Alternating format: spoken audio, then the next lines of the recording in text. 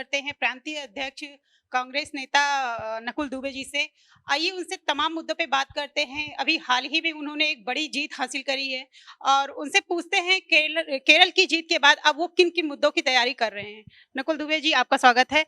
अभी आपने एक बड़ी जीत हासिल की है। अब कांग्रेस पार्टी किस तरीके की तैयारियां कर रही है? क्या कर रही है आने वाले चुनाव में?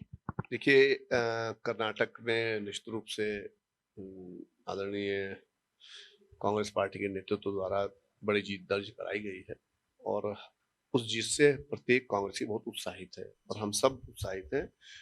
उत्साहित के साथ साथ हम लोग चिंतित भी हैं। चिंतित इस बात को लेकर के हैं कि आखिर हमारे देश में हो क्या रहा है। हमारे देश में अ, झूठ की, फरेब की, जालसाजी की, 420 की, गुलामी की, तरह-तरह की राजनीति फैलती पसार रही है।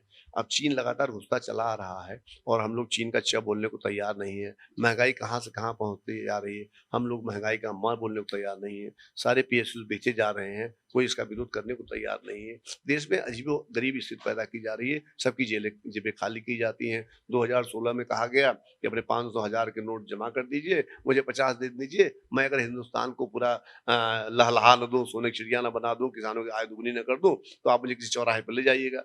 तो चौराहे पे आने के बजाय उन्होंने 2023 में एक नया शगुफ़ा ला दिया कि 2000 के नोट बंद कर दीजिए, सितंबर से 2000 के नोट बंद कर देंगे। तो इस तरह से जनता के साथ जो खिलवाड़ चल रहा है, जनता आप इससे क्या करते हो? ये काम करके आप विश्व में हिंदुस्तान के जनमानस को अपमानित करने का काम करते हो। कैसे? आपने जब 500 और 1000 के नोट बंद किए तो आपने कहा काला काला धन बहुत इकट्ठा हो गया और जब आपके पास 99 पॉइंट सम परसेंट काला धन आपके हिसाब से काला धन था, जब हिंदुस्तानियों ने जमा कर दिया, उनका भैया हम लोग काला बाजारी नहीं है, हम लोग इस तरह के लोग नहीं है, हमारा सारा एक-एक पैसे का हिसाब है, पैसा पूरा जमा हो गया।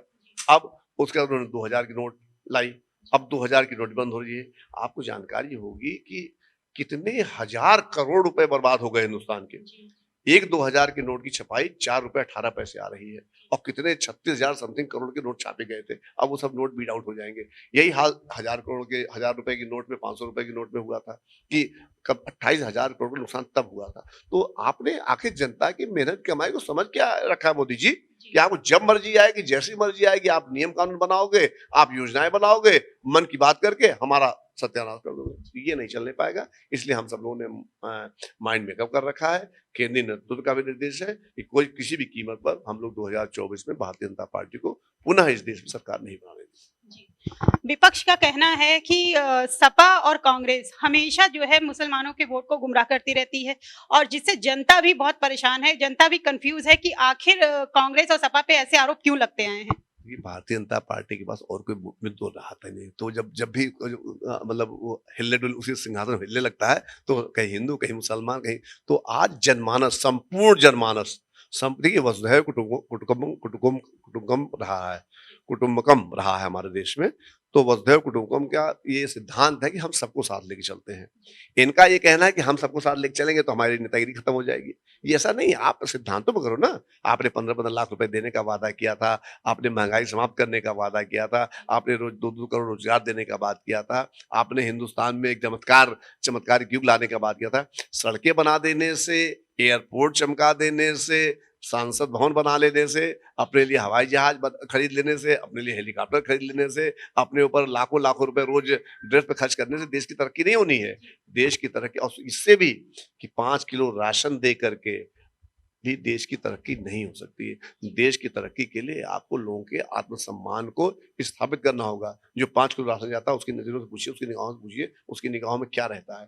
तो भारतीय जनता पार्टी के पास कोई मुद्दा नहीं बचा है, तो इस तरह के मुद्दे लाएगी, कभी सपा का नाम लेगी, या सपा को देखेगी, फिर भाजपा का नाम अपना खुद का नाम लेने लगेंगे, फिर कांग्रेस का नाम ले लेंगे। तो कुल मिलाकर के निष्कर्ष ये है कि देश के जनमानस ने निष्कर्ष ले लिया है, निर्णय ले लिया है, किसी भी कीमत पर 2024 में भारतीय जनता पार्टी को इस देश की सत्ता में नहीं आने देना। कर्नाटक की एक बड़ी जीत हासिल हुई है और कर्नाटक की इस जीत के बाद 2024 के चुनाव के लिए कांग्रेस किस तरीके की तैयारियां कर रही है? देखिए कर्नाटक के बाद अभी 2-3 राज्यों में और चुनाव होने जा रहे हैं। अभी आपको मध्य प्रदेश का चुनाव दिखाई पड़ेगा, अभी आपको छत्तीसगढ़ का चुनाव दिखाई पड़ेगा, अभी आपको राजस्थान का चुनाव दिखाई पड़ेगा, अभी आपके 1-2 और। तो इन सब जगहों पर आप देखिएगा कि जनमानस ही चुनाव लड़ेगी। अब भारतीय जनता पार्टी के खिलाफ किसी भी पार्टी को चुनाव लड़ने की आवश्यकता नहीं है। भारतीय जनता पार्टी के खिलाफ जनमानस चुनाव लड़ेगी, कांग्रेस के हाथ के पंजे के अंतर्गत चुनाव लड़ेगी और भारतीय जनता पार्टी को भारी बहुमत से पराजित करते हुए इस देश में सुशासन लाने का इस देश की जनता करने का। सत्ता की लड़ाई में हमारी आम जनता को बहुत परेशानियां उठानी पड़ी। आम जनता आज भी बहुत कंफ्यूज है कि वो आखिर क्या करे, वो किसको वोट दे। तो इसके लिए आप आम जनता से क्या कहना चाहेंगे? देखिए, आम जनमानस कतई कंफ्यूज नहीं है, अब वो नहीं झेल पा रही है। उसको झेलते झेलते 9 साल बीत चुके हैं और उनसे मोदी जी से 9 सवाल पूछे गए हैं, कांग्रेस पार्टी ने पूछे हैं। उन 9 सवालों का उनके पास एक भी जवाब नहीं। और मैं तो कहता हूं कि आप जब भी अपने चैनल में किसी भी दिन का शुरुआत किया करिए, आप सबसे पहला ये सवाल कीजिए कि जो 40 जवान पुलवामा में शहीद हुए, उनके बारे में मोदी जी रिपोर्ट कब देंगे? अगर 2016 में आपने नोटबंदी की थी, तो उस नोटबंदी से हिंदुस्तान की जनता को कितना आर्थिक नुकसान हुआ? संसद भवन को कोरोना काल में निर्माण करने की क्या आवश्यकता थी? कोरोना और ऑक्सीजन से कितने लोग इस धरती को छोड़ करके चले गए, उनको क्या कंपनसेशन दिया गया? मोदी जी इस देश के नागरिकों को जरूर बताने का काम करें। मोदी जी ये भी बताने का काम करें कि महंगाई कहाँ है। अगर चीन के खिलाफ कुछ नहीं बोल पा रहे हैं, तो आखिर उनकी ऐसी कौन सी मजबूरी है? अडानी साहब से उनके क्या रिश्ते हैं? 20,000 करोड़ रुपए जो मॉरिशस से आए, वो रुपए किसके हैं? ये सारे सवाल आप भी पूछते रहा करिए और सवेरे से लेकर के शाम तक एक बार अवश्य पूछिए। किसी न किसी दिन हो सकता है मोदी जी के मुंह से सच्चाई निकल जाए और वो झोला उठा करके इस देश को छोड़ के चले जाए। प्रांतीय अध्यक्ष कांग्रेस पार्टी के नेता नकुल दुबे जी से हम बात कर रहे थे। ऐसी तमाम खबरों के साथ जुड़े रहिए हमारे साथ। कैमरामैन मानस के साथ मैं सुष्मिता सिंह, धन्यवाद।